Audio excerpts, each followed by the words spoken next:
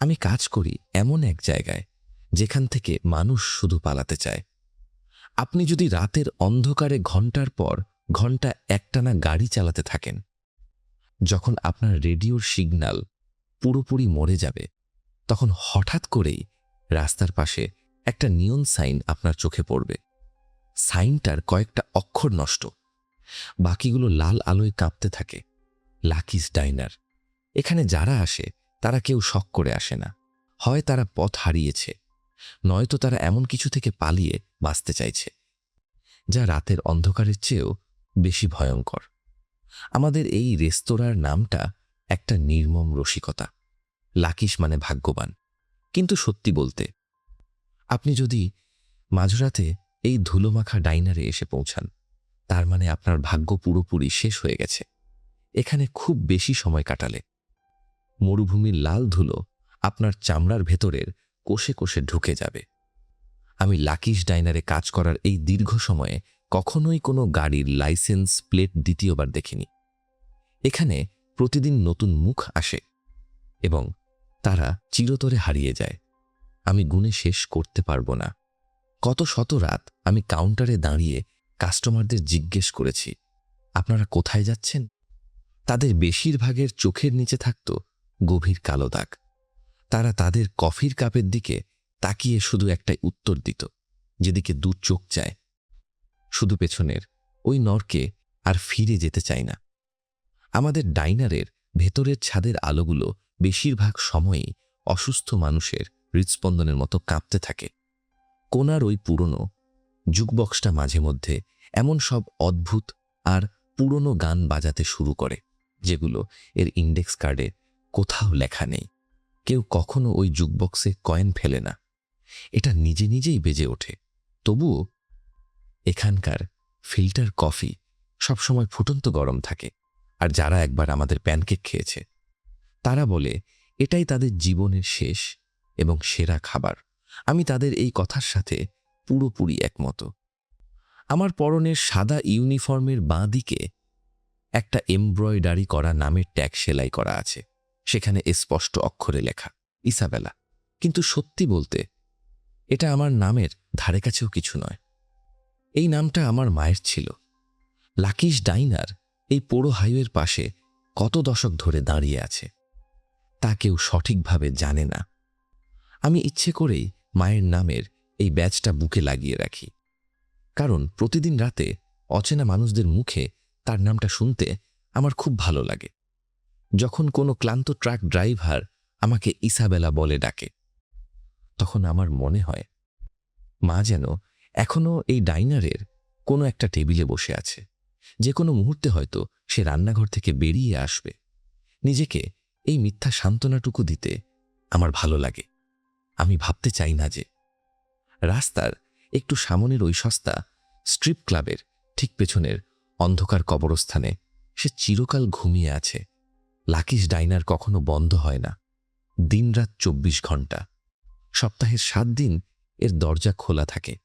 এখানে লম্বা শিফটে কাজ করার সময় আমি অসংখ্য ঘরছাড়া মানুষ, ভবঘুরে ক্লান্ত ট্রাক ড্রাইভার এবং বাড়ি থেকে পালিয়ে আসা তরুণদের খাবার পরিবেশন করেছি, যারা এই অন্তহীন হাইওয়েতে নিজেদের অস্তিত্ব হারিয়ে ফেলেছে। তাদেরকে খুব কাছ থেকে পড়ার এক অদ্ভুত ক্ষমতা আমার তৈরি হয়েছে।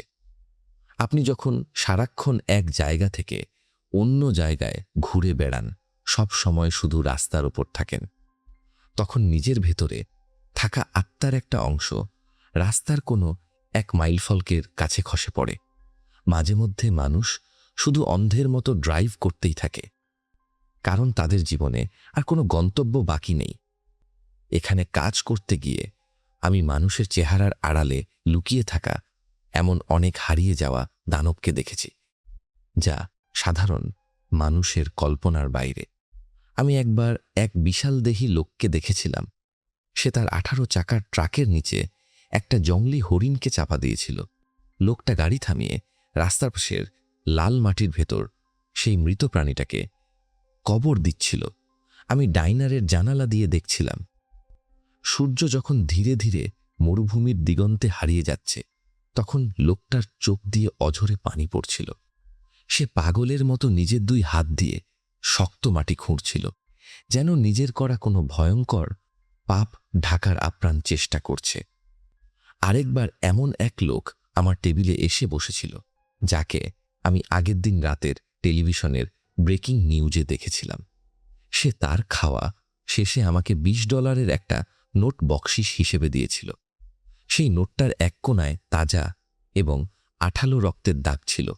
তার পরনে ছিল একটা ময়লা ডেনিম জ্যাকেট, আর সেই জ্যাকেটের ভেতর থেকে তার পাঁজরের সাথে কালো টেপ দিয়ে আটকানো একটা ভারী পিস্তল উকি দিচ্ছিল। তার চোখের দৃষ্টি ছিল সীমাহীন বিষণ্ণ, যেন সে জানে আজ রাতেই তার জীবনের শেষ রাত। আমি 16 বছরের এক মেয়েকে দেখেছি, যার বা হাতটা কনুই থেকে কাটা ছিল। সে রাতের জমাট অন্ধকারে নিজের গাড়ির ছাদের ওপর দাঁড়িয়ে মাথা উঁচু করে একটা অদ্ভুত সুরের গান গাচ্ছিল।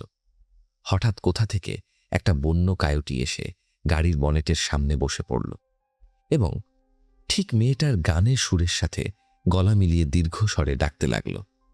আমি এমনও দেখেছি, রাতের বেলা ডাইনারের বাইরের পার্কিং লটে 2 জন নারী একে অপরের সাথে জানোয়ারের মতো মারামারি করছে। তাদের একজনের মুখ থেকে তাজা রক্ত এবং 2টো দাঁত ছিটকে পিচোঢালা রাস্তায় পড়ল।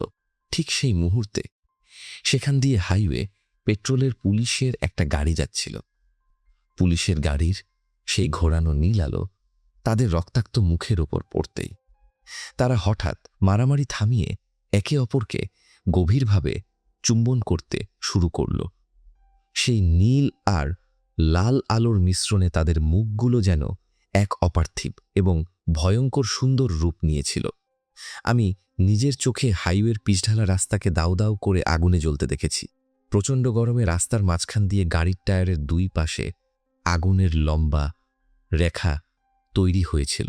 আমি রাস্তার পাশে এক পাগল ধর্মযাজককে দেখেছি, যে তার পুরনো মরিচা ধরা ভ্যান গাড়ি থেকে একটা কিডি পুল নামিয়ে লোকজনকে বাপ্তিস্য দিচ্ছিল। রাতের বেলা যখন আমাদের সামনের পরিত্যক্ত মোটেলের নিয়ন সাইন জ্বলে ওঠে, তখন সেই আলোর ঠিক সীমানার বাইরে মরুভূমির অন্ধকারের ভেতর আমি এমন কিছু ছায়ামূর্তিকে হাঁটতে দেখেছি, যারা দেখতে পুরোপুরি মানুষের মতো নয়। তারা নীলরাতের অন্ধকারে এক রূপ থেকে অন্য রূপে বদলে যায়। একবার এক নারী কাস্টমার আমাকে তার ওয়ালেট থেকে একটা ছবি বের করে দেখিয়েছিল।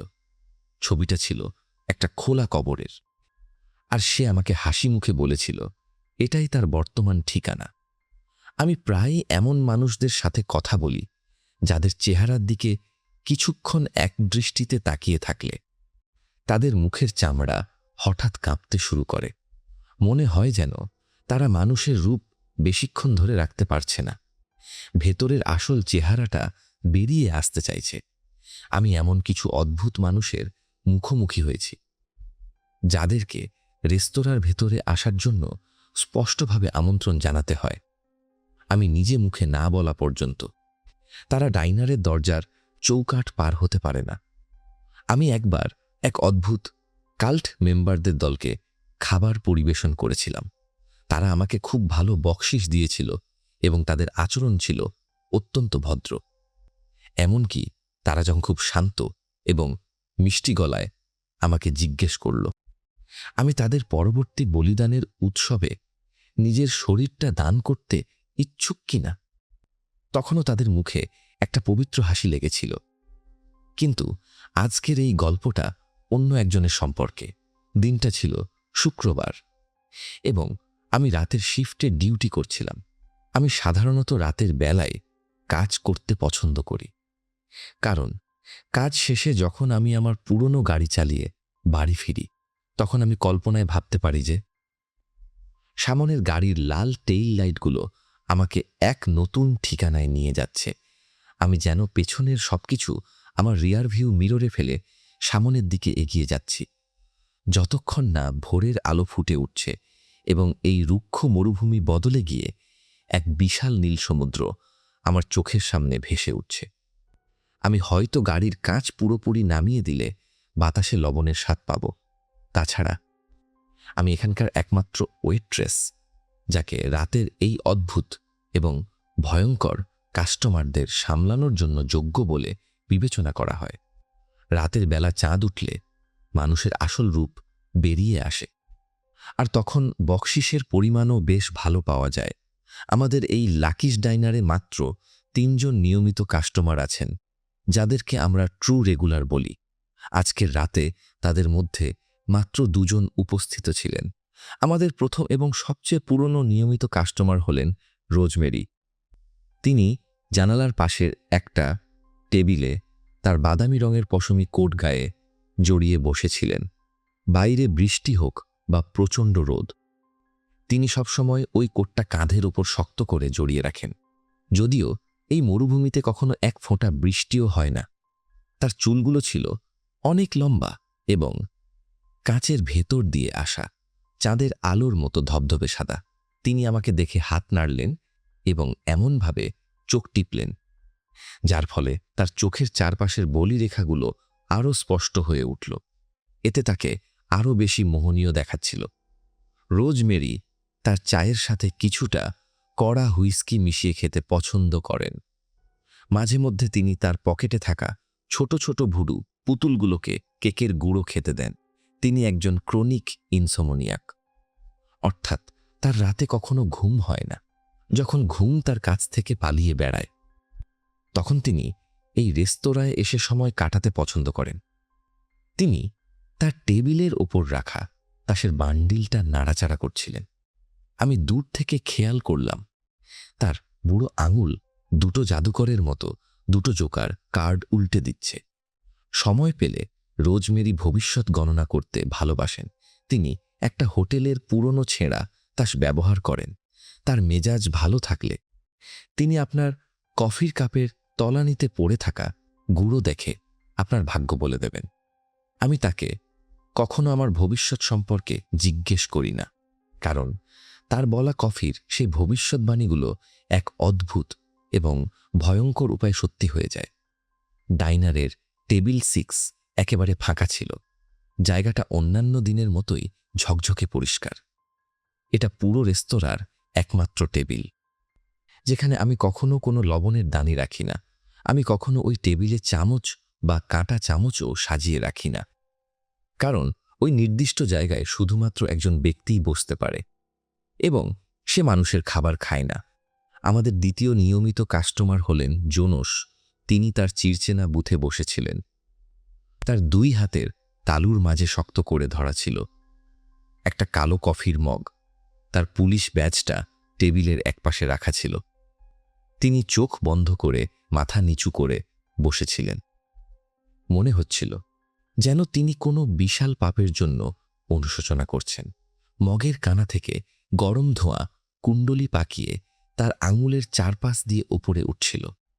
জোনস এখানকার কাস্টমারদের মধ্যে আমার সবচেয়ে প্রিয়, যদিও আমি এই কথা তাকে কখনো বলবো না। আমি তার টেবিলের পাশ দিয়ে হেঁটে যাওয়ার সময় চিনির প্যাকেটের একটা ছোট বাটি টেবিলের ওপর দিয়ে তার দিকে ঠেলে দিলাম। সেটা নরম শব্দ করে তার কফির মগের সাথে ধাক্কা খেল। চমকে উঠে সে অভ্যাসবশত তার কোমরে থাকা রিভলভারের হোলস্টারের দিকে হাত বাড়ালো। তারপর তার দৃষ্টি স্থির হল এবং সে আমাকে দেখল। সে কিছুটা লজ্জিত হয়ে হাসল এবং এই হাসিটা তার পুরো চেহারার ক্লান্তি দূর করে তাকে আবার প্রাণবন্ত করে তুলল। সে যখন হাসে তখন সেটা খরায় এক পশলা বৃষ্টির মতো মনে হয়। আপনি শুধু দাঁড়িয়ে সেই হাসি দেখতে চাইবেন আর চাইবেন সেই বৃষ্টির নিচে আরও কিছুক্ষণ ভিজে নিতে। আমার খুব ইচ্ছে করছিল কফির মগের ওপর রাখা তার হাত দুটোর ওপর নিজের হাতটা রাখি, তার হাতের তালু ভেদ করে আসা সেই উষ্ণতাটুকু অনুভব করি। মাঝে মধ্যে আমি মানুষের গায়ের চামড়া স্পর্শ করে তাদের ভেতরের জমাট বাঁধা দুঃখটা অনুভব করতে পারি। তারা সেই গভীর কষ্টগুলো হাড়ের ভেতর বয়ে বেড়ায়, পুরো পৃথিবী থেকে লুকিয়ে রাখার চেষ্টা করে। কিন্তু আপনার মনে যদি যথেষ্ট মায়া থাকে, তবে আপনি কিছুক্ষণের জন্য তাদের সেই কষ্ট কিছুটা হলেও কমিয়ে দিতে পারবেন। এর জন্য খুব বেশি কিছুর প্রয়োজন হয় না। জোনসে এত বেশি দুঃখ পাওয়ার মতো মানুষ নয়, তবু ও তার জীবনে এই কষ্টগুলো আষ্টে পৃষ্ঠে জড়িয়ে আছে। আমি কফির পটটা তার অর্ধেক খালি কাপের দিকে ইশারা করে জিজ্ঞেস করলাম, আজকে খুব ক্লান্ত? সবাই গত সপ্তাহে শহরের সুইমিং পুলের বাইরের ডাস্টবিন থেকে তার উদ্ধার করা ছোট্ট মেয়েটার কথা জানত। গত ৩ মাসের মধ্যে নিখোঁজ হওয়া বাচ্চাদের মধ্যে সে ছিল পঞ্চম। জোনসের চোখের নিচে থাকা কালচে বেগুনি রঙের ছোপগুলো দেখে আমি খুব সহজেই বুঝতে পারছিলাম সে নিশ্চয়ই প্রতি রাতে ওই মেয়েটাকে নিয়ে দুঃস্বপ্ন দেখছে। যখন মেয়েটাকে পাওয়া গিয়েছিল তখন তার পায়ে কোনো জুতো ছিল না। জোনস তাকে নিজের কোলে তুলে অ্যাম্বুলেন্স পর্যন্ত নিয়ে গিয়েছিল। মেয়েটার পায়ে শুধু একটা গোলাপি রঙের মোজা ছিল, যেখানে ছোট ছোট ডেইজি ফুল আঁকা। জোনসের বিশাল হাতের ভেতর তাকে এত ছোট দেখাচ্ছিল যেন সে খুব শান্তিতে ঘুমিয়ে আছে। গতদিন যখন আমি আমাদের ফ্রাই কুক লুকে এই ঘটনাটা বলেছিলাম, তখন সে ডুকরে কেঁদে ফেলেছিল। আমি লুকে সত্যিই খুব পছন্দ করি।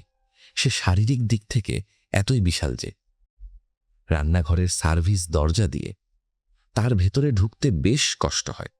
তার কাঁধের ওপর একটা মৃত্যুর দূতের ট্যাটু আঁকা আছে, আর ঠিক তার নিচেই তার প্রিয় কুকুরের একটা ট্যাটু। লু খুব সামান্য আঘাতেই কেঁদে ফেলে। রেস্তোরাঁর পেছনের দরজার কাছে আমরা প্রায় হাত কাটা মৃত র্যাকুন পড়ে থাকতে দেখি। সেগুলো দেখেও তার চোখে পানি চলে আসে। যখনই পার্কিং লটের পুরনো ফোন বুথের ফাটা কাঁচের ওপর কোনো নতুন নিখোঁজ মানুষের পোস্টার লাগানো হয়, সে দীর্ঘশ্বাস ফেলে। জোনস আমার দিকে তাকিয়ে ধীর গলায় বলল, আমি সব সময়ই ক্লান্ত থাকি।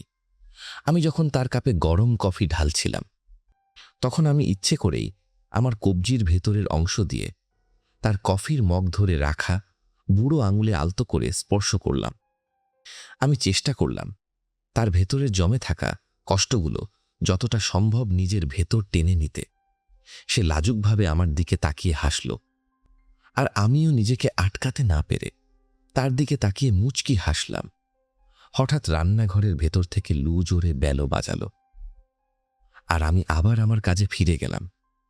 আমি ফেরার পথে পাশের বুথের 2 জন নারীর টেবিল পরিষ্কার করলাম। তাদেরকে দেখতে জমজ মনে হচ্ছিল। তারা নিজেদের কাজ নিয়ে খুব বেশি ব্যস্ত ছিল। তারা তাদের ব্যাগগুলো গোছাচ্ছিল, যেগুলোর ভেতর থেকে অসংখ্য ম্যাপ এবং ডায়েরি উপচে পড়ছিল। আমি আর চোখে ব্যাগের ভেতর ডাক টেপের একটা রোল, একটা ভদকার বোতল এবং কয়েকটা কাঠের স্টেক আর ক্রুশবিদ্ধ যিশুর মূর্তি দেখতে পেলাম। তারা চাপা গলায় তর্ক করছিল। আমি রান্নাঘরের ভেতর ঢুকতেই দেখলাম কার্লোস আমার হাতে এক প্লেট গরম প্যানকেক তুলে দিল। কার্লোস এখানে এত বছর ধরে কাজ করছে যে সে আমার মাকেও চিনত। লাকিস ডাইনারের এই বিশেষ প্যানকেক তৈরির গোপন রেসিপি শুধু কার্লোস জানে। কিন্তু আজ এই প্যানকেকের প্লেটটার সাথে একটা ভয়ঙ্কর সতর্কবার্তাও এলো। কার্লোস রান্নাঘরের বাইরে রেস্তোরাঁর দিকে ইশারা করে ফিস ফিস করে বলল, সে ফিরে এসেছে। টেবিল 6 আমাদের শেষ নিয়মিত কাস্টমার উপস্থিত হয়েছে। তাকে এখানে শেষবার দেখার পর বেশ অনেকগুলো দিন পার হয়ে গেছে। আমি এমনকি তাকে রেস্তোরাঁর দরজা দিয়ে ভেতরে ঢুকতেও দেখিনি। আমি ভয়ে আমার একটা ভ্রু ওপরে তুললাম। কার্লোসও পাল্টা তার ভ্রু তুলল। পরিবেশটা হঠাৎ করে থমথমে হয়ে গেল। কার্লোস একটা আমি সেটা বিরক্তিকর মুখভঙ্গি করে আমার দিকে লবণের দানিটা ছুঁড়ে দিল। আমি সেটা লুফে নিয়ে আমার অ্যাপ্রনের পকেট ভর্তি করে নিলাম। লু তার স্টাফ লকারের ভেতর কিছুক্ষণ খোঁজাখুঁজি করে একটা পুরনো বাইবেল বের করে আনল। সে একটা পৃষ্ঠা খুলে আমাদের দেখালো। সেখানে লেখা ছিল, আমি দুষ্টদের কখনোই ক্ষমা করব না। আমি বুকের ভেতর একটা বিশাল পাথর চেপে ধরে প্যানকেকের প্লেটটা নিয়ে টেবিল 6 দিকে এগিয়ে গেলাম। একটু আগেও যেই জায়গাটা পুরোপুরি ফাঁকা ছিল, এখন সেখানে একজন বসে আছে। টেবিল 6 বসে থাকা লোকটা আমাকে তার দিকে এগিয়ে আসতে দেখে হাসছিল। তবে সেটাকে যদি আপনি হাসি বলতে পারেন, তার ঠোঁট দুটো কানের 2 পাশ পর্যন্ত এমনভাবে প্রসারিত হয়েছিল যেন চামড়া ছিঁড়ে গভীর লাল মাংস বেরিয়ে আসছে। তার চোখের মণিগুলো এত দ্রুত এদিক ওদিক ঘুরছিল যে আপনি গুণে শেষ করতে পারবেন না। তার হাত দুটো পশুর মতো কাঁপতে শুরু করল, ঠিক যেমন মৃত প্রাণীর শরীরের ওপর মাছিরা ভনভন করে ওড়ে। আমি টেবিলের ওপর প্লেটটা রাখার সময় যতটা সম্ভব তার কাছ থেকে নিজের শরীরটাকে দূরে সরিয়ে রাখার চেষ্টা করছিলাম, কিন্তু আমি হাত সরিয়ে নেওয়ার আগেই সে সাপের মতো তার ঘাড়টা দ্রুত সামনের দিকে বাড়িয়ে দিল। সে জোরে জোরে শ্বাস টেনে আমার শরীরের গন্ধ নেওয়ার চেষ্টা করল। তারপর সে খিলখিল করে হাসতে শুরু করল। সেই হাসির শব্দটা এত তীক্ষ্ণ ছিল যেন গলা চিরে কোনো ধারালো ব্লেড বেরিয়ে আসছে। আমি আপনার জন্য আর কি আনতে পারি? আমি আমার ভয়টাকে লুকিয়ে একটা মেকি উজ্জ্বল গলায় জিজ্ঞেস করলাম। সে তার একটা নোংরা নখওয়ালা হাত দিয়ে প্লেটের ওপর থেকে একটা গরম প্যানকেক খামচে ধরল। সে তার হাতের মুঠোয় সেটাকে পুরোপুরি পিষে একটা নরম মণ্ডে পরিণত করল। তারপর ধীরে ধীরে তার ঘাড়টা আমার দিকে বাঁকিয়ে তার সেই বিকৃত লাল ঠোঁট দুটো ফাঁকা করে ফিস ফিস করে বলল, আমি তোমার নামটা নিতে চাই। আমি ভয়ে জমে গেলাম। ঠিক তখনই আমার পেছনের ডাইনারের সমস্ত আলো এক সেকেন্ডের জন্য দপ করে নিভে গেল। আর সেই সাময়িক অন্ধকারের ভেতর আমি আমার ঘাড়ের ঠিক পেছনে অন্য একজনের ভারী এবং ঠান্ডা নিঃশ্বাস অনুভব করলাম। এমন একজনের নিঃশ্বাস যাকে আমি কখনোই এই রেস্তোরাঁয় ডাকতে চাইনি। আমার পেছনের সেই জমাট বাঁধা অন্ধকার থেকে একটা কণ্ঠস্বর ভেসে এলো। গলাটা এতই গভীর আর ভারী ছিল যে তার শব্দতরঙ্গ আমার মেরুদণ্ডের হাড়ের ভেতর দিয়ে প্রবাহিত হয়ে পায়ের পাতা পর্যন্ত পৌঁছাল। পেছন থেকে লোকটা বলল, তার কোনো প্রয়োজন নেই। আমি ঘাড় ঘুরিয়ে আমাদের তৃতীয় নিয়মিত কাস্টমারের দিকে তাকালাম। আমার বুকের ভেতর জমে থাকা ভয় আর এক অদ্ভুত স্বস্তির অনুভূতি একসাথে মিলেমিশে একাকার হয়ে গেল। এই অনুভূতিটা ঠিক গ্রীষ্মের কোনো মেলায় নাগরদোলার উপর বসে থাকার মতো। আপনি অনেকক্ষণ ধরে সেখানে ঘুরছেন। আপনার মনের একটা অংশ বারবার বলছে যে এখনই নেমে পড়া দরকার, কিন্তু আপনার অন্য অংশটা জানে নাগরদোলা থেকে মাটিতে পা রাখলেই আপনার প্রচণ্ড বমি পাবে এবং পৃথিবীটা ঘুরতে থাকবে। মিস্টার প্রিন্স মানুষের মনে ঠিক এই ধরনের এক অস্বস্তিকর প্রভাব তৈরি করেন। মিস্টার প্রিন্স অন্যান্য দিনের মতোই তার সিগনেচার কালো রঙের পিনস্ট্রাইপ স্যুট পরেছিলেন। তার মাথার স্টেশন হ্যাটটা বাইরের রাতের অন্ধকারের চেয়েও বেশি কালো। তার পায়ের বুট জুতো দুটো এমনভাবে চকচক করছিল যেন সেগুলো কিছুক্ষণ আগেই তাজা রক্তে ভিজিয়ে আনা হয়েছে। আপনি যদি খুব তীক্ষ্ণ দৃষ্টিতে না তাকান তাহলে তার স্যুটের কলারের উপর সূক্ষ্ম সুতো দিয়ে সেলাই করা উল্টো ক্রুশ চিহ্নগুলো আপনার চোখ এড়িয়ে যাবে। প্রথম দেখায় তাকে এমন একজন বিত্তবান মানুষ বলে মনে হবে, যে হয়তো কোনো কালোবাজারি বা অবৈধ ওষুধের ব্যবসার সাথে জড়িত। তার চেহারায় একটা অদ্ভুত শীতল সৌন্দর্য ছিল।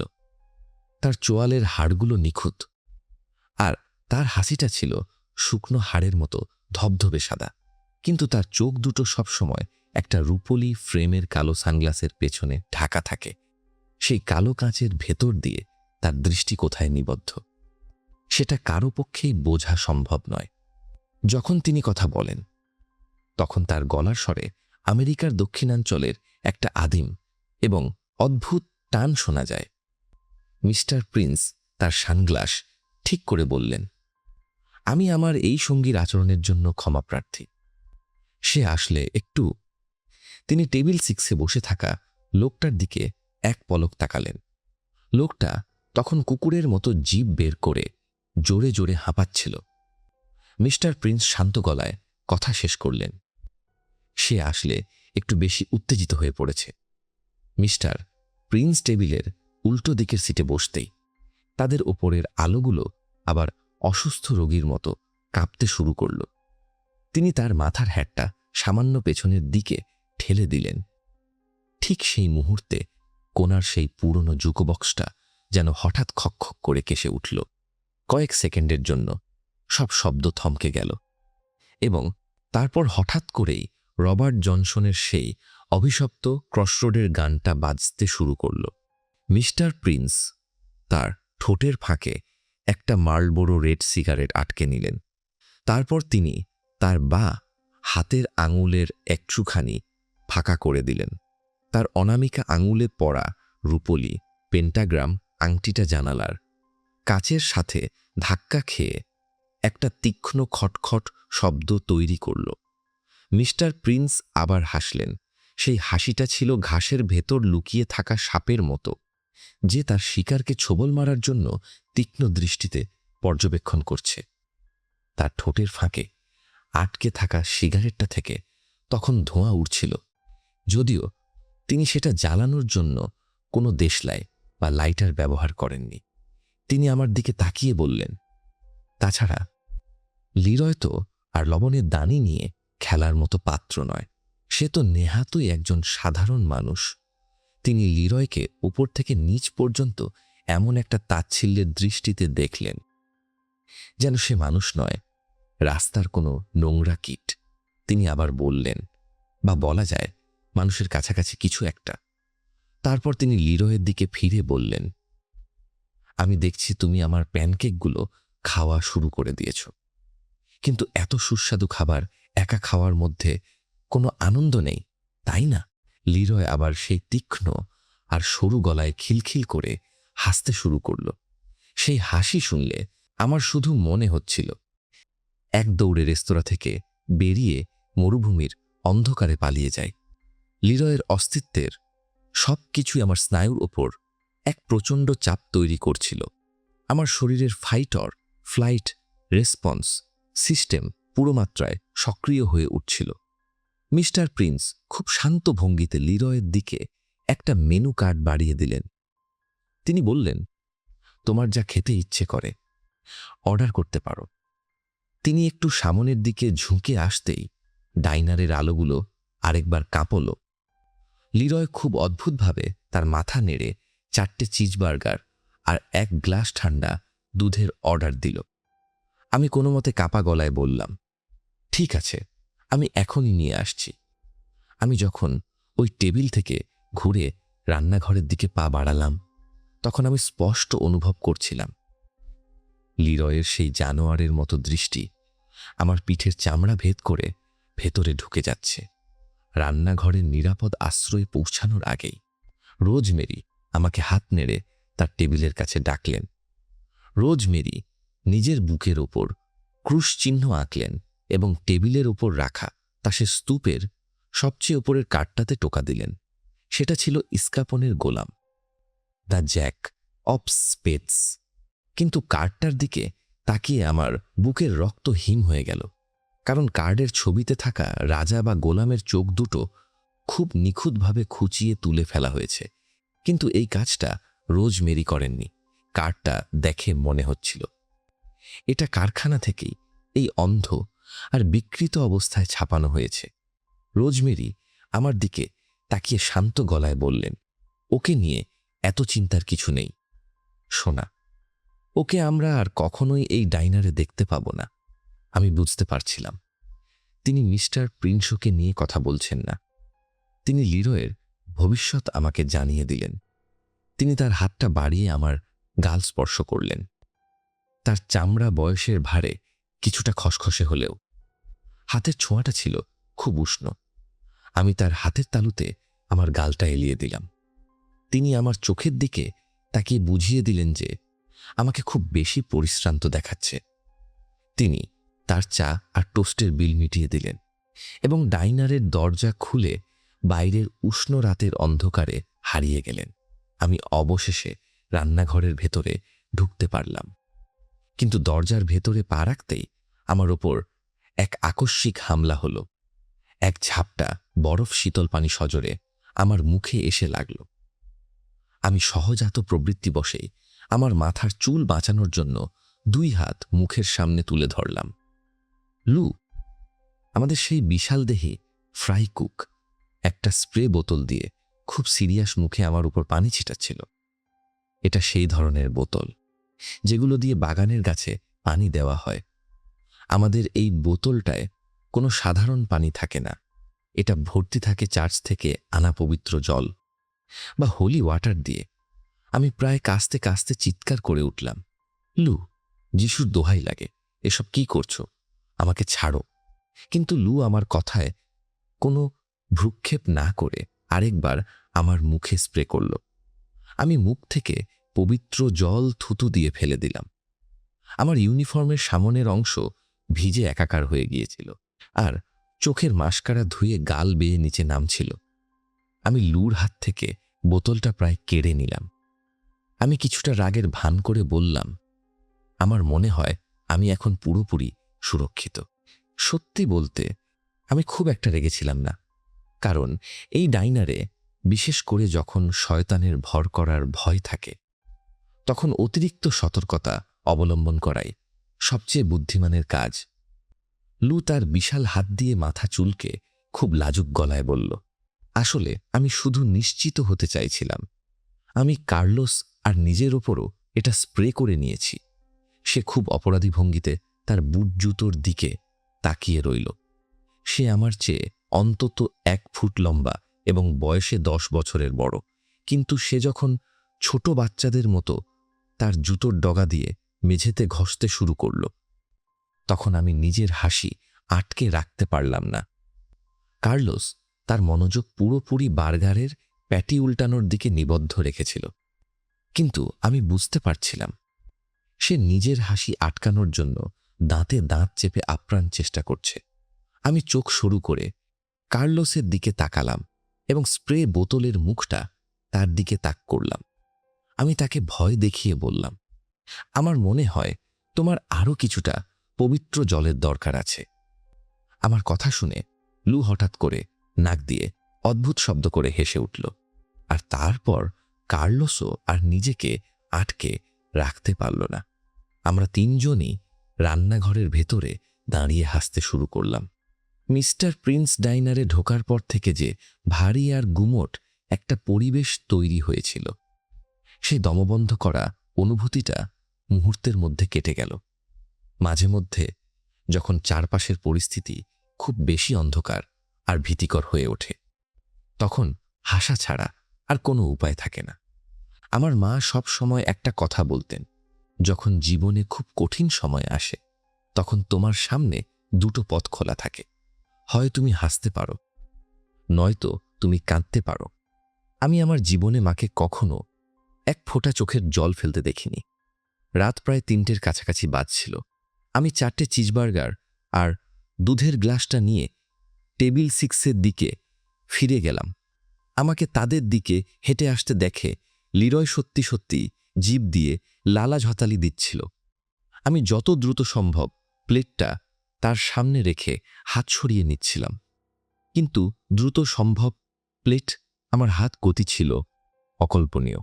আমার হাত পুরোপুরি সরে যাওয়ার আগেই সে তার মাথাটা সাপের মতো সামনের দিকে ছুড়ে দিল। তার লম্বা আর স্যাঁতসেঁতে জিভটা আমার কবজির ঠিক সেই জায়গাটায় চেটে দিল, যেখানে আমার পালস বা নাড়ির স্পন্দন অনুভূত হয়। আমি এমনভাবে লাফিয়ে পেছনের দিকে সরে গেলাম যেন আমাকে কোনো বিষধর সাপ ছোবল মেরেছে। লিরয় আবার তার সেই তীক্ষ্ণ আর বিকৃত হাসিতে ফেটে পড়ল। সে বার্গারগুলোর দিকে আঙুল তুলে একটা ভয়ঙ্কর হাসি দিয়ে বলল, এদের চেয়ে তোমার মাংসের স্বাদ অনেক বেশি মিষ্টি হবে। মিস্টার প্রিন্স এই পুরো ঘটনাটা খুব শান্তভাবে দেখছিলেন। তার মুখের পেশিতে কোনো নড়াচড়া ছিল না, ঠিক যেমন গ্রীষ্মের প্রচণ্ড বজ্রপাতের আগে আকাশটা একদম শান্ত থাকে। ঠিক তার পর মুহূর্তেই কোনো বিশাল গাছ পুড়ে ছাই হয়ে যায়।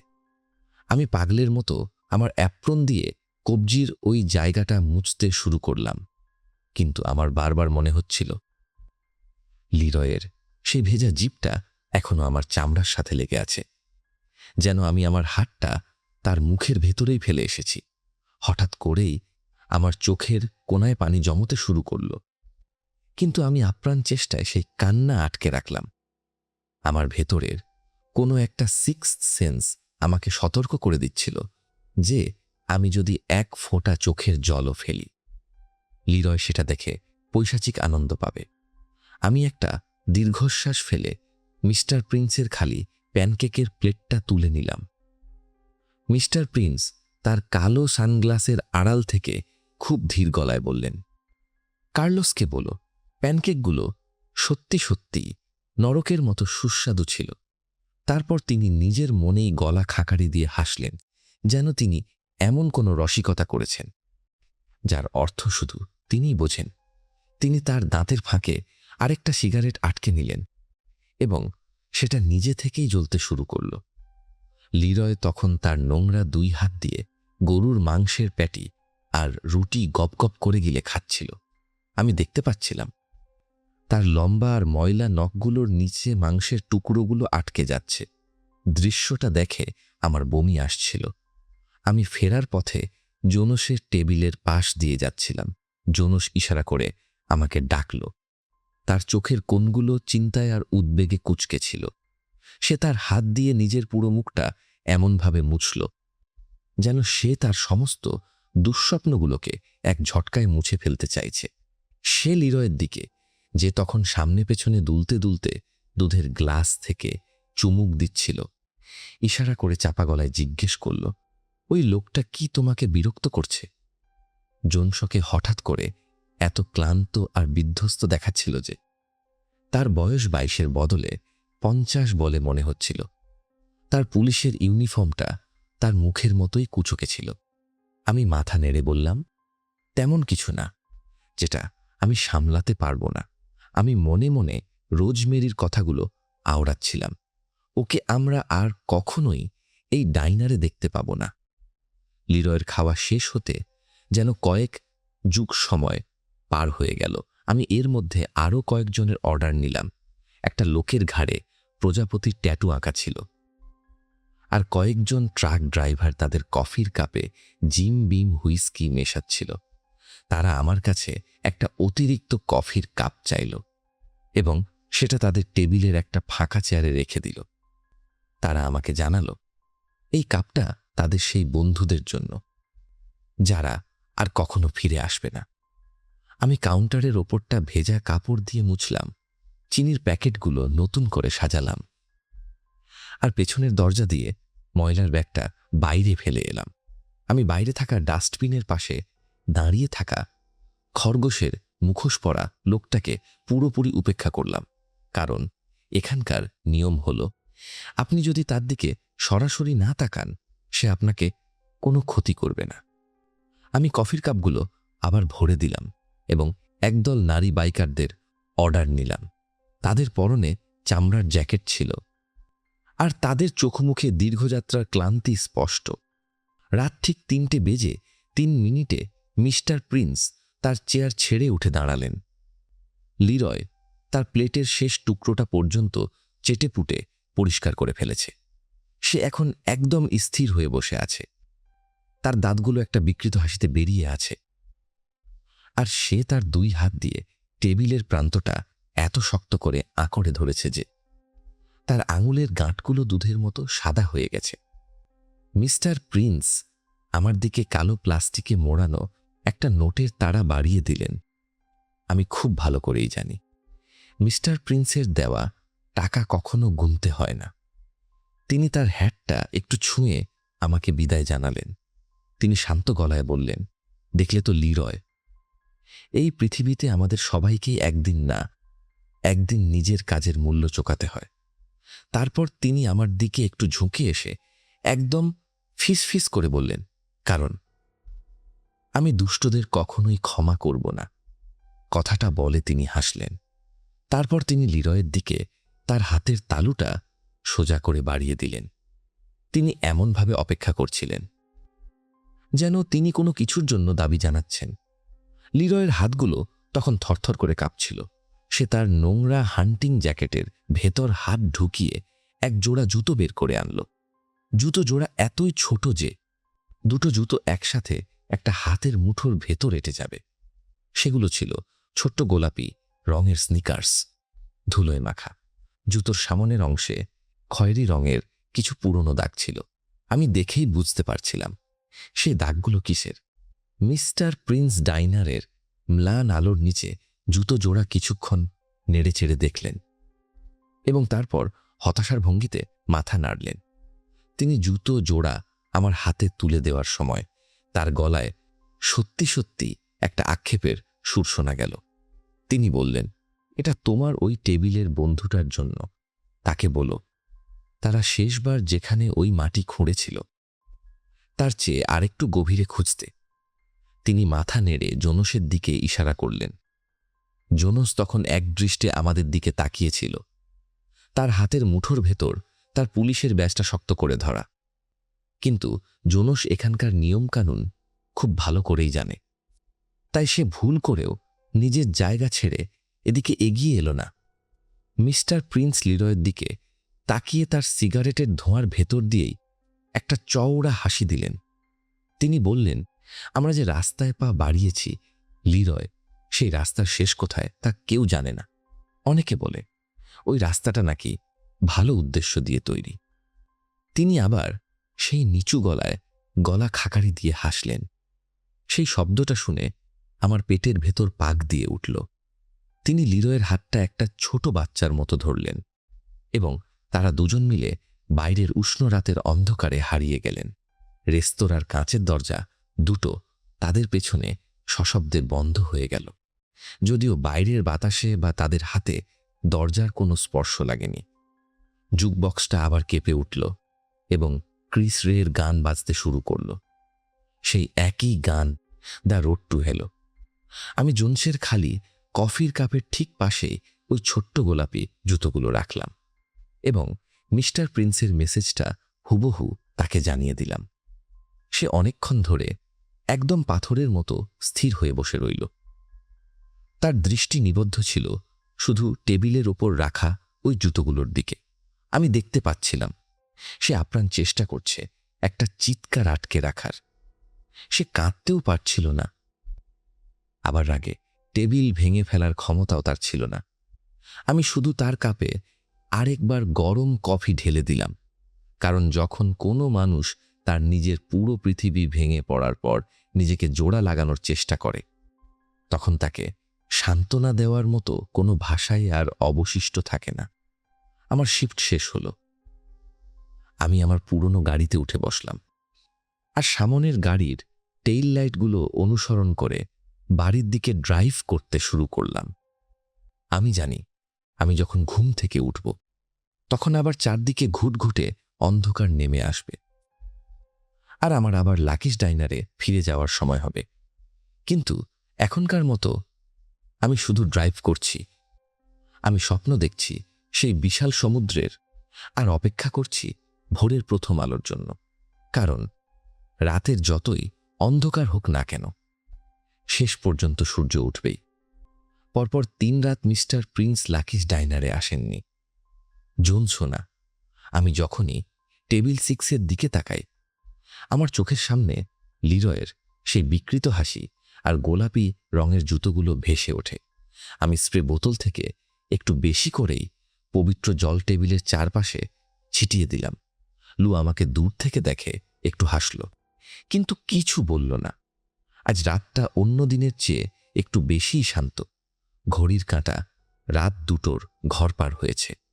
ডাইনারের বাইরে মরুভূমির বাতাসে একটা অদ্ভুত গুমোট ভাব। আজ রাতে চাঁদের আলো নেই। পুরো হাইওয়েটা যেন একটা কালো সাপের মতো শুয়ে আছে, যার কোনো শুরু বা শেষ নেই। রেস্তোরাঁয় আজ মাত্র 2 জন কাস্টমার।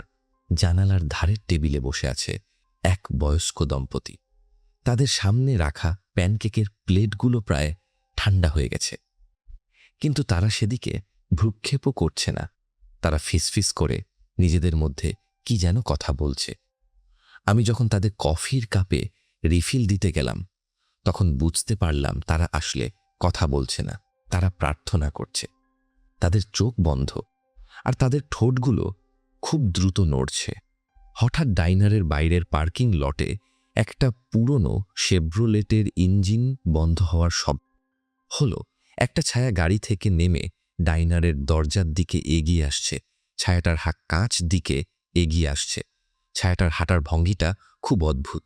মনে হচ্ছে যেন তার ডান পাটা শরীরের সাথে কোনো মতে ঝুলে আছে। দরজার ঘণ্টিটা তীক্ষ্ণ শব্দে বেজে উঠল। লোকটা ভেতরে ঢুকল। তার পরনে একটা লম্বা ট্রেঞ্চ কোট, যেটা একসময় হয়তো খাকি রঙের ছিল, কিন্তু এখন সেটা ধুলো আর নোংরায় কালচে হয়ে গেছে। তার মাথার টুপিটা এতটাই নিচে নামানো যে তার চোখ দুটো দেখা যাচ্ছে না। সে ধীর পায়ে কাউন্টারের দিকে এগিয়ে এলো। তার প্রতিটা পদক্ষেপে ডাইনারের পুরনো কাঠের মেঝে ক্যাচ ক্যাচ করে উঠল। আমি কাউন্টারের ওপাশে দাঁড়িয়ে একটা ভেজা কাপড় দিয়ে টেবিল মুছছিলাম। সে কাউন্টারের সামনে এসে দাঁড়ালো। তার শরীর থেকে একটা বোটকা গন্ধ বেরোচ্ছে। গন্ধটা অনেকটা পুরনো চামড়া আর ভেজা মাটির মিশ্রণের মতো। আমি আমার স্বাভাবিক হাসিমুখ বজায় রেখে বললাম, আপনাকে কিভাবে সাহায্য করতে পারি? লোকটা তার মাথাটা সামান্য উপরে তুলল। তার টুপির নিচ থেকে আমি তার বাঁ চোখটা দেখতে পেলাম। চোখটা পুরোপুরি ঘোলাটে সাদা, যেন সেই চোখের কোনো দৃষ্টিশক্তি নেই। সে কর্কশ গলায় বলল, 1 কাপ ব্ল্যাক কফি, আর কিছু না। তার গলার স্বরটা শুনে মনে হলো যেন দুটো পাথর একসাথে ঘষলে যে শব্দ হয়, ঠিক তেমন। আমি কফির পটটা নিয়ে তার কাপে ঢালতে শুরু করলাম। লোকটা তার কোটের পকেট থেকে একটা ছোট কাঠের বাস্ক বের করে কাউন্টারের ওপর রাখল। বাস্কটা খুব পুরনো, আর এর ওপর অদ্ভুত কিছু চিহ্ন খোদাই করা আছে। সে বলল, এই রাস্তাটা খুব দীর্ঘ, তাই না? আমি কফি ঢালা শেষ করে বললাম, হ্যাঁ, অনেকেই তাই বলে। লোকটা তার ঘোলাটে চোখটা দিয়ে আমার দিকে কিছুক্ষণ তাকিয়ে রইল। তারপর সে তার কাঠের বাস্কটার ওপর হাত বোলাতে শুরু করল। সে ফিস ফিস করে বলল, কিন্তু সব রাস্তার একটা শেষ আছে। কেউ কেউ সেই শেষ পর্যন্ত পৌঁছাতে পারে, আর কেউ কেউ রাস্তার মাঝপথেই হারিয়ে যায়। তার কথাগুলো শুনে আমার বুকের ভেতর একটা অদ্ভুত অস্বস্তি শুরু হলো। আমি কথা না বাড়িয়ে নিজের কাজে মন দেওয়ার ভান করলাম। ঠিক সেই মুহূর্তে ডাইনারের দরজাটা আবার খুলে গেল। এবার যে ভেতরে ঢুকল তাকে দেখে আমার হৃৎপিণ্ড 1 সেকেন্ডের জন্য থমকে গেল। সে একজন নারী।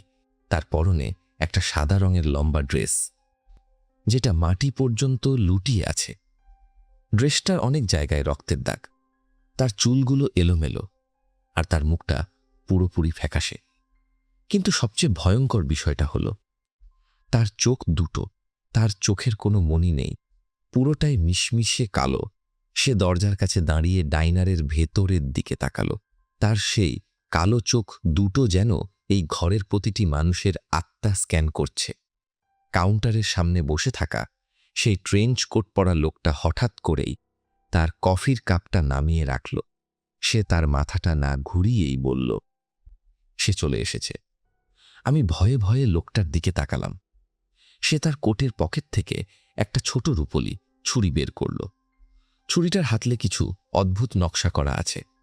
সে ফিসফিস করে বলল, আজ রাতে কাউকেই রেহাই দেওয়া হবে না। আমি বুঝতে পারলাম আজ রাতে লাকিস ডাইনারে এমন কিছু ঘটতে যাচ্ছে যা আমি আগে কখনো দেখিনি। নারীটি ধীরে ধীরে কাউন্টারের দিকে এগিয়ে আসতে লাগল। তার প্রতিটা পদক্ষেপে মনে হচ্ছিল যেন ডাইনারের তাপমাত্রা কয়েক ডিগ্রি করে কমে যাচ্ছে। সে কাউন্টারের সামনে এসে দাঁড়ালো। তার সেই কালো চোখ দুটো আমার দিকে স্থির। সে তার মুখটা খুলল, কিন্তু কোনো শব্দ বের হলো না। তার বদলে আমি তার গলার ভেতর থেকে একটা অদ্ভুত গোঙানির শব্দ শুনতে পেলাম। শব্দটা যেন অনেক দূর থেকে ভেসে আসছে। ট্রেঞ্চকোট পরা লোকটা তার সিট থেকে উঠে দাঁড়ালো। সে তার হাতের রূপোলি ছুরিটা শক্ত করে চেপে ধরল। সে নারীটির দিকে তাকিয়ে দৃঢ় গলায় বলল, তোমার সময় শেষ হয়ে গেছে ইভলিন, এবার তোমাকে ফিরে যেতে হবে। নারীটি তার মাথাটা অদ্ভুতভাবে একপাশে কাত করল। তার মুখটা একটা বিকৃত হাসিতে ভরে উঠল। সে তার হাতটা তুলল, আর আমি দেখলাম তার আঙুলের নখগুলো অস্বাভাবিকভাবে লম্বা এবং ধারালো। ঠিক সেই মুহূর্তে ডাইনারের সমস্ত আলো দপ করে নিভে গেল। পুরো রেস্তোরাঁটা ঘুটঘুটে অন্ধকারে ঢেকে গেল।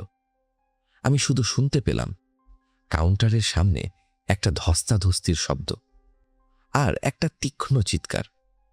আমি ভয়ে কাউন্টারের নিচে লুকিয়ে পড়লাম। আমার কান দুটো হাত দিয়ে শক্ত করে চেপে ধরলাম, কিন্তু তবুও আমি সেই চিৎকারটা শুনতে পাচ্ছিলাম। চিৎকারটা মানুষের নাকি অন্য কোনো প্রাণীর তা আমি বুঝতে পারছিলাম না। কয়েক সেকেন্ড পর আলোগুলো আবার জ্বলে উঠল। আমি কাউন্টারের নিচ থেকে ধীরে ধীরে মাথা তুললাম। যা দেখলাম তাতে আমার সারা শরীর বরফের মতো জমে গেল। কাউন্টারের সামনে ট্রেঞ্চ কোট পরা লোকটা মেঝেতে পড়ে আছে, তার গলাটা গভীরভাবে কাটা, আর সেখান থেকে ফিনকি দিয়ে রক্ত বেরোচ্ছে। তার সেই সাদা ঘোলাটে চোখটা এখনো খোলা, আর সেটা সিলিংয়ের দিকে স্থির হয়ে আছে। আর সেই নারীটি, সে কোথাও নেই, সে যেন অন্ধকারের সাথে মিশে গেছে। আমি স্তব্ধ হয়ে মেঝেতে পড়ে থাকা লাশটার দিকে তাকিয়ে রইলাম। লাকিস ডাইনারে আমি অনেক মৃত্যু দেখেছি, কিন্তু এমন পৈশাচিক দৃশ্য আমি আগে কখনো দেখিনি। হঠাৎ করেই আমার মনে পড়ল জানালার ধারের টেবিলে বসে থাকা সেই বয়স্ক দম্পতির কথা। আমি তাদের টেবিলের দিকে তাকালাম, কিন্তু সেখানে কেউ নেই, শুধু তাদের কফির কাপগুলো পড়ে আছে। আর তাদের প্লেটের ওপর রাখা আছে দুটো ছোট ভুরু পুতুল। আমি বুঝতে পারলাম এই রাতটা সবে শুরু হয়েছে, আর লাকিস ডাইনার আজ রাতে তার সব পাওনা করায় গণ্ডায় বুঝে নেবে। আমি রান্নাঘরের দিকে দৌড় দিলাম। কার্লোস আর লু দুজনেই রান্নাঘরের দরজার কাছে দাঁড়িয়ে আছে। তাদের দুজনের চোখ মুখ ফ্যাকাশে। কার্লোস তার হাতের স্প্যাটুলাটা শক্ত করে চেপে ধরে কাপা গলায় বলল, ইসাবেলা, তুমি কি দেখেছ? আমি তার কথা শেষ করতে দিলাম না, আমি শুধু মাথা নাড়লাম। লু তার স্টাফ লকার থেকে সেই পবিত্র জলের স্প্রে বোতলটা বের করল।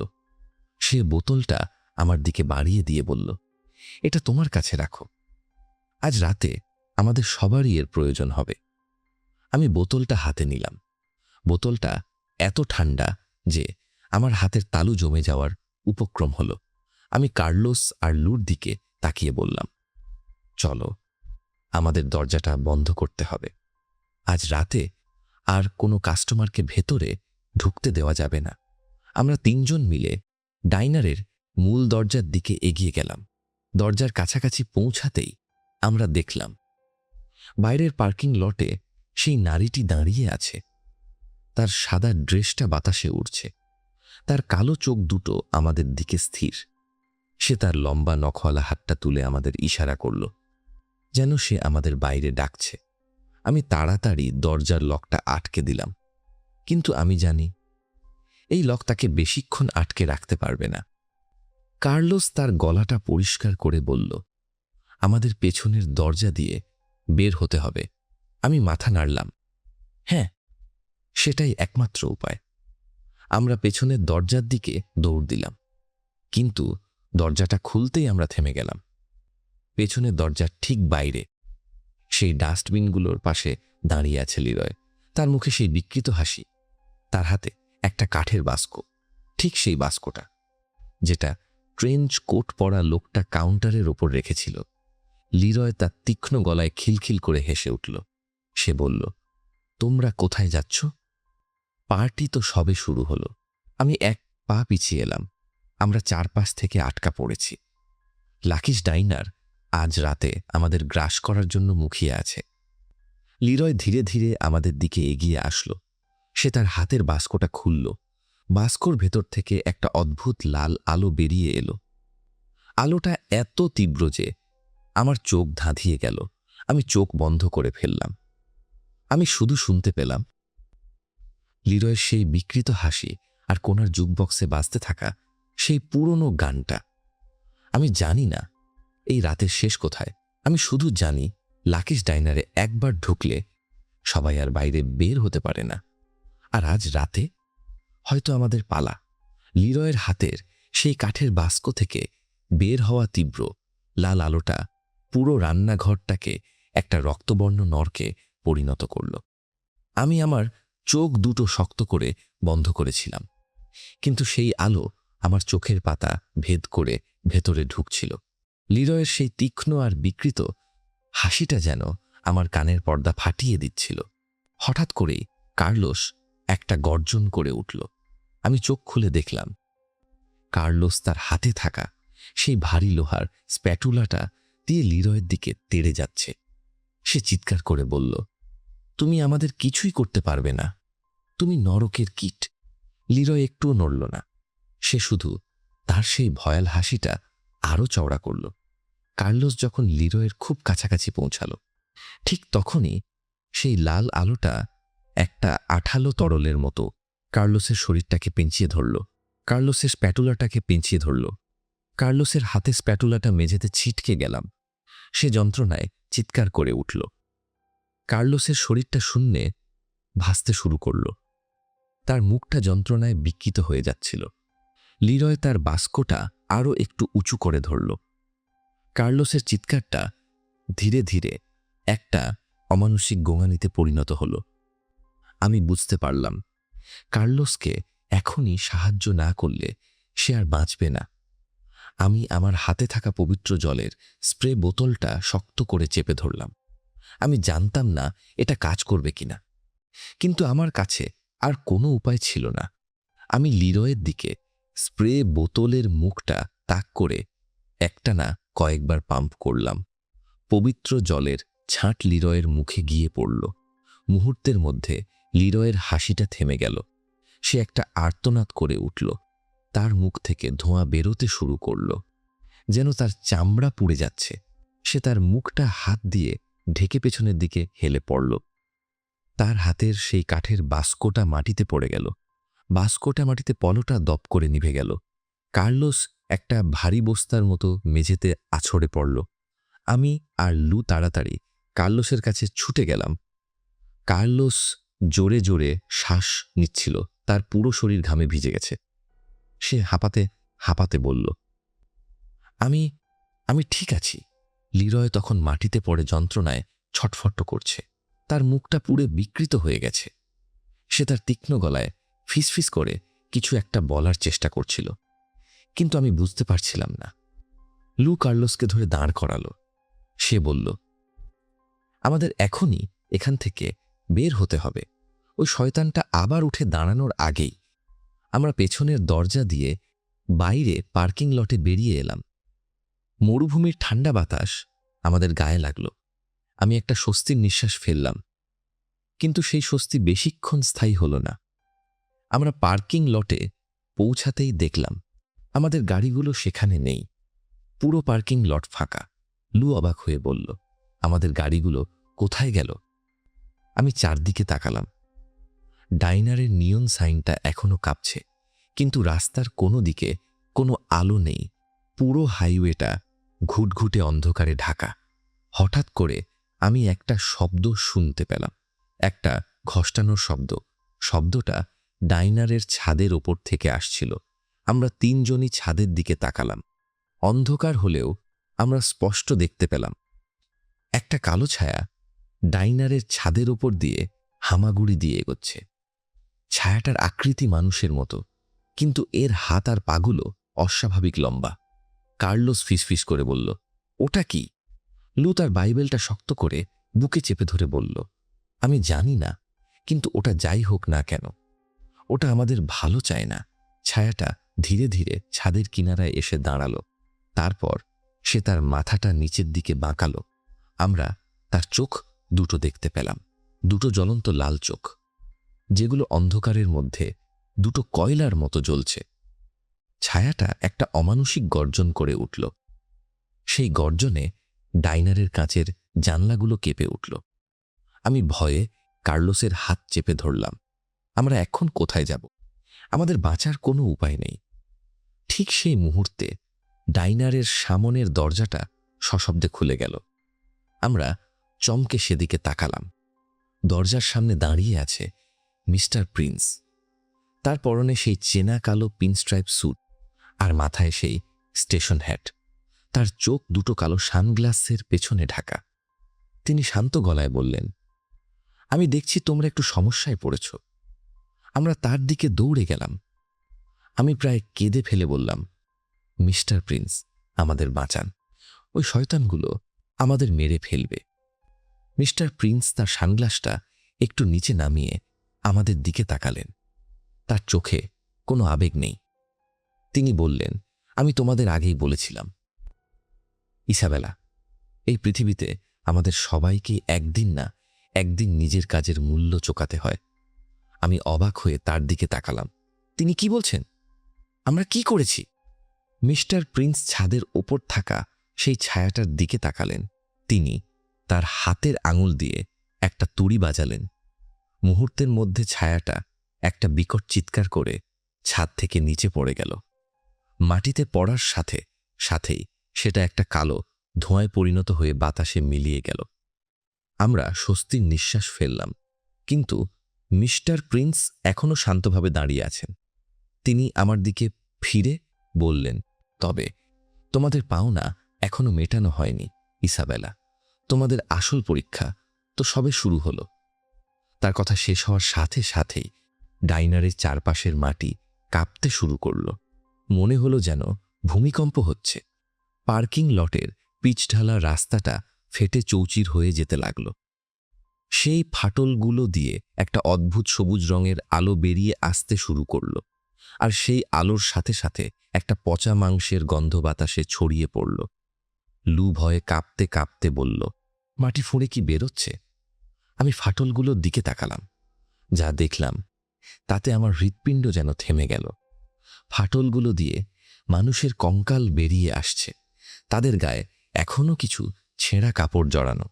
তাদের চোখের গর্তগুলো ফাঁকা, কিন্তু তাদের চোয়ালগুলো নড়ছে, যেন তারা কিছু বলার চেষ্টা করছে।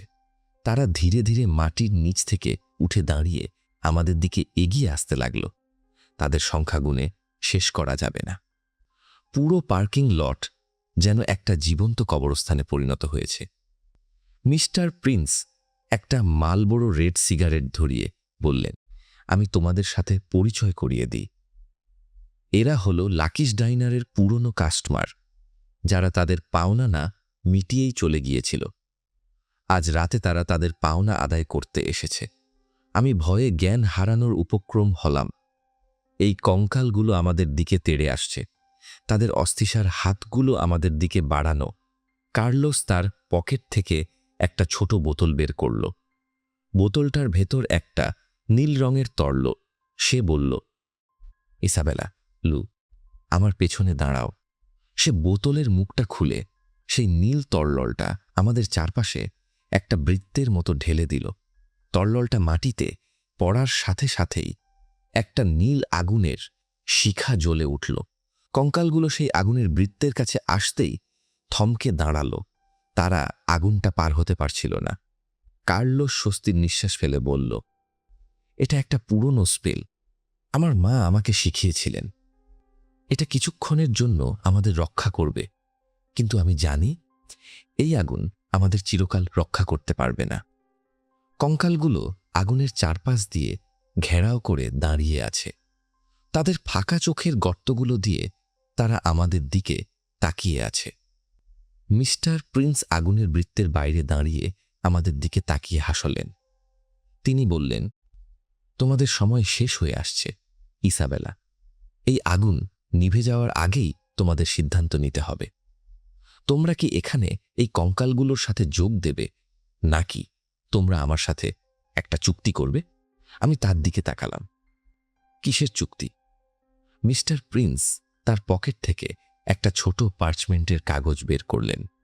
তিনি বললেন, এই কাগজে সই করলে তোমরা আজ রাতের জন্য বেঁচে যাবে, কিন্তু তার বদলে তোমাদের আত্মাকে আমার কাছে বন্ধক রাখতে হবে। আমি কাগজটার দিকে তাকালাম। সেখানে অদ্ভুত কিছু ভাষায় কি যেন লেখা আছে। আমি বুঝতে পারলাম এটা শয়তানের চুক্তিপত্র। লু চিৎকার করে বলল, না ইসাবেলা, ওর কথা শুনো না, ও একটা শয়তান। কার্লোসও মাথা নেড়ে বলল, আমরা কিছুতেই আমাদের আত্মা বিক্রি করব না। কিন্তু আগুনটা ধীরে ধীরে ছোট হয়ে আসছে। কঙ্কালগুলো আরো কাছাকাছি এগিয়ে আসছে। তাদের অস্থিসার হাতগুলো প্রায় আমাদের ছুঁয়ে ফেলছে। আমি কি করব? আমি কি আমার আত্মা বিক্রি করে বেঁচে থাকব, নাকি এই কঙ্কালগুলোর হাতে টুকরো টুকরো হয়ে মারা যাব? আমি মিস্টার প্রিন্সের দিকে তাকালাম। তার মুখে সেই চেনা শুকনো হাসি। আমি কাপা গলায় বললাম, আমি চুক্তি করতে রাজি আছি। আমার কথা শুনে লু এবং কার্লোস দুজনেই আতঙ্কে শিউরে উঠল। লু তার বিশাল হাত দিয়ে আমার কাঁধ খামচে ধরে আমাকে আটকাতে চাইল। সে চিৎকার করে বলল, তুমি পাগল হয়ে গেছ ইসাবেলা। তুমি কার সাথে চুক্তি করছো তা কি তুমি জানো? ও তোমার আত্মাকে নরকের সবচেয়ে অন্ধকার গহ্বরে আটকে রাখবে। আমি লুর হাতটা ছাড়িয়ে নিয়ে একটা দীর্ঘশ্বাস ফেললাম। আমার চোখের সামনে তখন নীল আগুনের বৃত্তটা নিভু নিভু করছে। সেই আগুনের ওপাশে দাঁড়ানো অসংখ্য কঙ্কালের দল তাদের হাড়ের হাতগুলো আমাদের দিকে বাড়িয়ে দিয়েছে। আমি যদি এই চুক্তি না করি তাহলে আগামী কয়েক সেকেন্ডের মধ্যে আমাদের 3 জনের শরীর এই পার্কিং লটের লাল ধুলোয় মিশে যাবে। আমি লুর চোখের দিকে তাকিয়ে বললাম, আমি জানি লু, কিন্তু আমাদের বাঁচার আর কোনো উপায় নেই। আমি তোমাদের দুজনকেও এভাবে মরতে দিতে পারি না। কার্লোস তার চোখ বন্ধ করে বিড়বিড় করে কি যেন মন্ত্র পড়তে শুরু করল। সে হয়তো ঈশ্বর বা তার কোনো পুরনো দেবতার কাছে শেষবারের মতো প্রার্থনা করছিল। মিস্টার প্রিন্স তার সেই শুকনো এবং তৃপ্ত হাসিটা দিয়ে আগুনের বৃত্তের একটু কাছে এগিয়ে এলেন। তিনি তার পকেট থেকে বের করা পার্চমেন্টের কাগজটা আমার দিকে বাড়িয়ে দিলেন। তিনি তার সেই আদিম এবং গম্ভীর গলায় বললেন, আমি জানতাম তুমি ঠিক সিদ্ধান্তটাই নেবে ইসাবেলা। তুমি অন্যান্যদের চেয়ে একটু আলাদা। তুমি জানো কখন কোনো খেলাটা খেলতে হয়। আমি কাগজটা হাতে নিলাম। পার্চমেন্টটা স্পর্শ করতেই আমার মনে হলো আমি যেন কোনো জীবন্ত চামড়া ধরে আছি। কাগজটা হালকা কাঁপছিল। আমি সেটার উপর লেখাগুলো পড়ার চেষ্টা করলাম, কিন্তু সেগুলো মানুষের কোনো ভাষায় লেখা ছিল না। সেগুলো ছিল শুধু কিছু বিকৃত এবং লাল রঙের চিহ্ন। আমি মিস্টার প্রিন্সকে জিজ্ঞেস করলাম, আমাকে কোথায় সই করতে হবে? তিনি তার ভেতরের পকেট থেকে একটা পালকের কলম বের করলেন। কলমটার ডগাটা অসম্ভব তীক্ষ্ণ। তিনি সেটা আমার দিকে বাড়িয়ে দিয়ে বললেন, এখানে কোনো কালির প্রয়োজন নেই ইসাবেলা। তোমার শরীরের রক্তই এই চুক্তির জন্য যথেষ্ট। আমি কলমটা হাতে নিলাম। আমি জানতাম আমি কি করতে যাচ্ছি। আমি আমার আত্মাকে চিরতরে বিক্রি করে দিচ্ছি, কিন্তু আমার কাছে আর কোনো বিকল্প ছিল না। আমি কলমের তীক্ষ্ণ ডগাটা আমার বৃদ্ধাঙ্গুলির উপর রাখলাম এবং আলতো করে চাপ দিলাম। এক ফোঁটা গাঢ় লাল রক্ত বেরিয়ে এলো। আমি সেই রক্ত দিয়ে পার্চমেন্টের একেবারে নিচের দিকে আমার নাম সই করলাম, ইসাবেলা। সই করা শেষ হতেই কাগজটা হঠাৎ করে দাউ দাউ করে জ্বলে উঠল, কিন্তু সেই আগুনে কোনো উত্তাপ ছিল না। সেটা ছিল একদম ঠান্ডা। কাগজটা পুড়ে ছাই হয়ে যাওয়ার বদলে সেটা একটা কালো ধোঁয়ায় পরিণত হল এবং মিস্টার প্রিন্সের হাতের তালুর ভেতর মিলিয়ে গেল। মিস্টার প্রিন্স তার হ্যাটটা একটু ছুঁয়ে বললেন, আমাদের চুক্তি সম্পন্ন হল ইসাবেলা। এখন তুমি আমার। ঠিক সেই মুহূর্তে কার্লোসের তৈরি করা সেই নীল আগুনের বৃত্তটা পুরোপুরি নিভে গেল। কঙ্কালের দল একটা বিকট শব্দ করে আমাদের উপর ঝাঁপিয়ে পড়ার জন্য এগিয়ে এলো। আমি ভয়ে চোখ বন্ধ করে ফেললাম, কিন্তু কিছুই হলো না। আমি কোনো আঘাত অনুভব করলাম না। আমি চোখ খুলে দেখলাম কঙ্কালগুলো ঠিক আমাদের চারপাশে থমকে দাঁড়িয়ে আছে। তারা যেন কোনো অদৃশ্য দেওয়ালের সাথে ধাক্কা খেয়েছে। মিস্টার প্রিন্স তার হাতটা শূন্যে তুললেন এবং একটা নির্দেশ দেওয়ার ভঙ্গিতে আঙুল নাড়লেন। মুহূর্তের মধ্যে সবগুলো কঙ্কাল ধুলোয় পরিণত হল এবং মরুভূমির বাতাসের সাথে মিশে গেল। পার্কিং লটটা আবার আগের মতো ফাঁকা এবং অন্ধকার হয়ে গেল। আমি হাঁপাতে হাঁপাতে মাটিতে বসে পড়লাম। আমরা বেঁচে গেছি, কিন্তু এই বেঁচে থাকার মূল্য আমাকে কি দিয়ে চোকাতে হবে তা আমি জানতাম না। মিস্টার প্রিন্স আমার সামনে এসে দাঁড়ালেন। তার বুট জুতো দুটো আমার চোখের ঠিক সামনে। তিনি বললেন, তোমার আজকের শিফট শেষ ইসাবেলা। তুমি এখন বাড়ি যেতে পারো। তবে মনে রেখো, তুমি এখন আর আগের ইসাবেলা নও। তুমি লাকিস ডাইনারের একটা অংশ। তুমি চিরকাল এই ডাইনারের সাথেই থাকবে। আমি চিরকাল। আমি কোনো কথা বলতে পারলাম না। আমার গলা দিয়ে কোনো স্বর বের হলো না। আমি শুধু মাথা নাড়লাম। মিস্টার প্রিন্স একটু হাসলেন। তারপর তিনি ডাইনারের দিকে ঘুরে দাঁড়ালেন।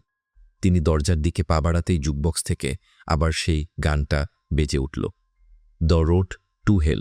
তিনি ডাইনারের ভেতরে ঢুকে গেলেন এবং দরজাটা তার পেছনে সশব্দে বন্ধ হয়ে গেল। লু এবং কার্লোস আমার পাশে এসে বসল।